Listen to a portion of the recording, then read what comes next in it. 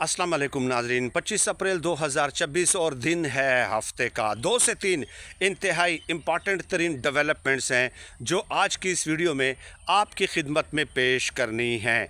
सबसे पहले मैं आपको बताने वाला हूं 2-3 मिनट बाद, 2-3 मिनट आगे जाकर कि अमरीकी खुफिया एजेंसियों ने डोनाल्ड ट्रंप को ऐसी क्या रिपोर्ट पेश की है जिसके बाद डोनाल्ड ट्रंप के होश उड़ गए हैं, तोते उड़ गए हैं। डोनाल्ड ट्रंप उसके बाद आसिफ मुनीर साहब से क्या चाहते हैं, 1 मई तक वो क्या चाहते हैं, ये मैं आपको बताऊंगा। और लिटरली मैं गैर सफारती गैर पार्लिमानी अल्फाज का इस्तेमाल नहीं कर रहा, बल्कि ऐसे ही है, ऐसा ही है। वो मैं आपको बताऊंगा 2-3 वजूहात। लेकिन उससे पहले जो हम आवाम को टीका लगना होता है वो मैं मुख्तसरन आपको बता दूं 1-2 मिनट में।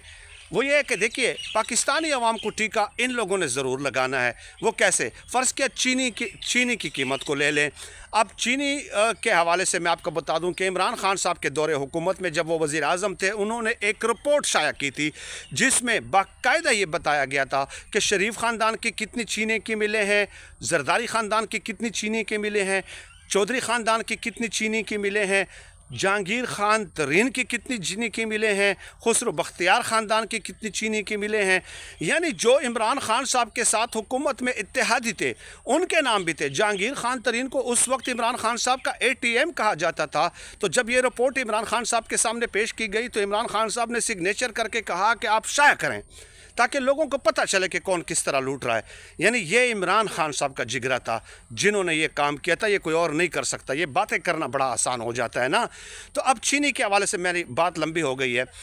मैं आपको बता दूं कि चूँकि ये हुकूमत को बता देते हैं, ये चीनी मिल वाले जो मालिकान हैं, मालिकान तो ये खुद है ना कि चीनी की मिकदार पाकिस्तान में बहुत ज़्यादा है, ज़रूरत से ज़्यादा है। हम बाहर सेल कर देते हैं इसको किसी और मुल्क को, अफ़गानिस्तान को, फ़लाँ को।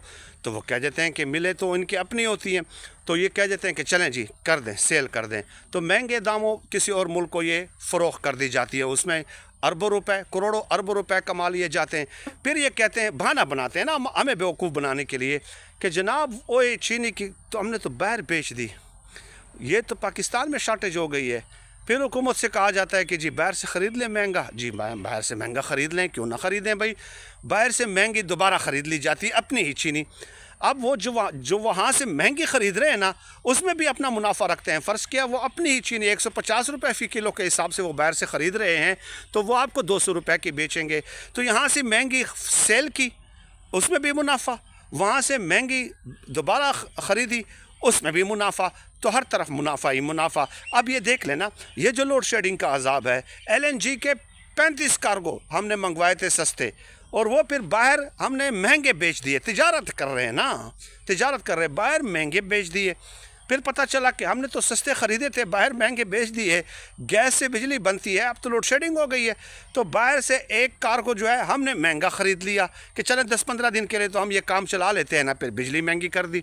यानी क्योंकि गैस महंगी, अपने 35 जो सस्ते लिए थे वो बाहर महंगे बेच दिए और ख़ुद बाहर से एक महंगा ले लिया और आपके ऊपर बिजली महंगी कर दी। हर तरफ से टीका लगना ही लगना है पाकिस्तानी अवाम को, बेचारी को हर तरफ से टीका लगना ज़रूरी है। ये कैपेसिटी पेमेंट देख लेना, IPPs को 48,000 मेगावाट की पेमेंट करनी है इनको।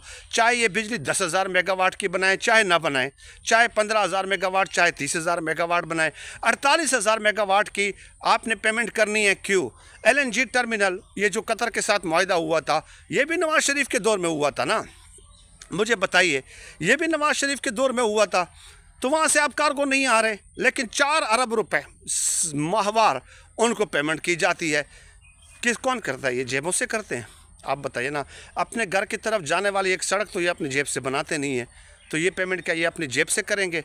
तो ये बहरहाल इस पर तो बात बड़ी तवील की जा सकती है। अब आ जाते हैं। देखिए, बड़ी खबर है, बड़ी खबर, 2 खबरें हैं। एक खबर ये कि पेंटागन ने और अमरीकी खुफिया इदारों ने, एजेंसियों ने डोनाल्ड ट्रंप को ये तजवीज़ पेश की है कि भाई जान, आप ये जो अब नए हरमस की बात कर रहे हैं ना कि कंट्रोल ले रहे हैं, फ़लाँ ले रहे हैं, वहाँ पे ईरान ने जो बारूदी सुरंगें बिछाई हैं, वहाँ पे अगर कोई भी मुज़ाहमत ना हो और हम अपनी पूरी कोशिश भी कर लें तो कम अज़ कम 6 महीने 6 महीने वो बारूदी सुरंगें ईरान की बिछाई हुई बारूदी सुरंगों को साफ़ करने में लगेगा, और वो भी उस वक्त कि जब ईरान की तरफ से बिल्कुल कोई मज़ामत ना हो, और उस वक्त कोई तिजारत भी इस रास्ते के ज़रिए नहीं होगी।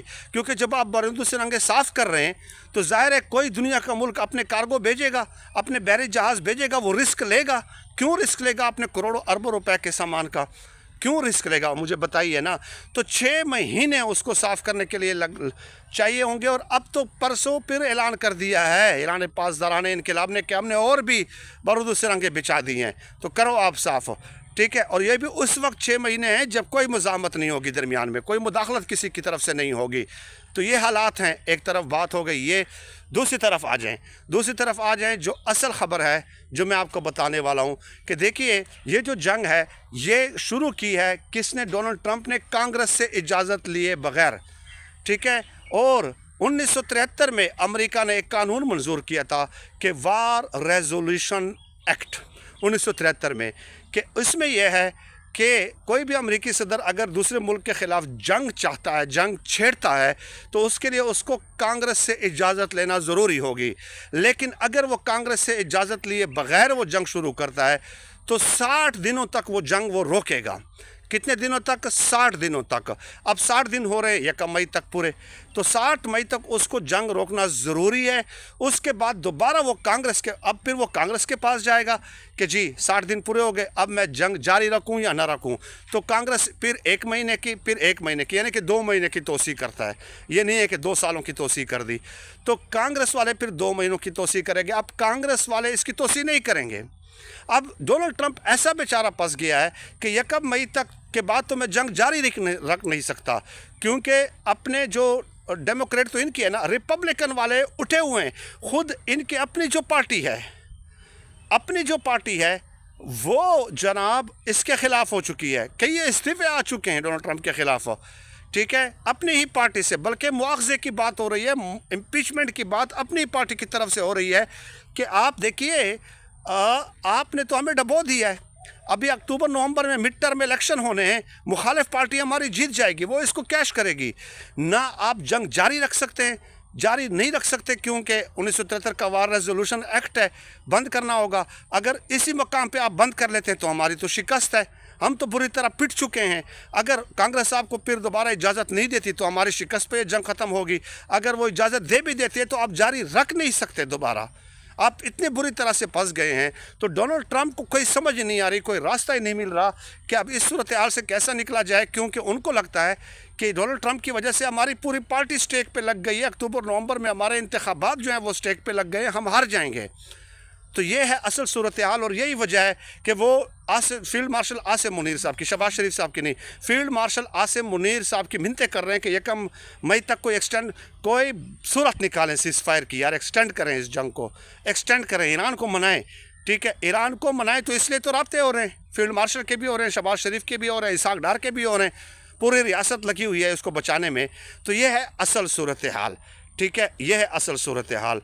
और मैं आपको बता दूं कि आज की ये ख़बर है कि अब्बास इराक़ची जो वज़ीर ख़ारजा हैं ईरान के, उनके तर्जुमान इस्माइल बकाई ने कह दिया है कि हमने तजावीज़ पाकिस्तान को प्रोवाइड कर दी हैं, हम किसी अमरीकी वफ़द के साथ इस दौरे में नहीं मिल रहे।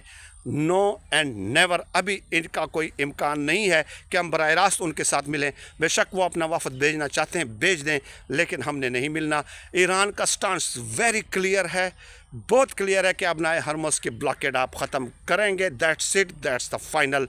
ये मैं आज की डेवलपमेंट आपको बता रहा हूँ। बहुत शुक्रिया।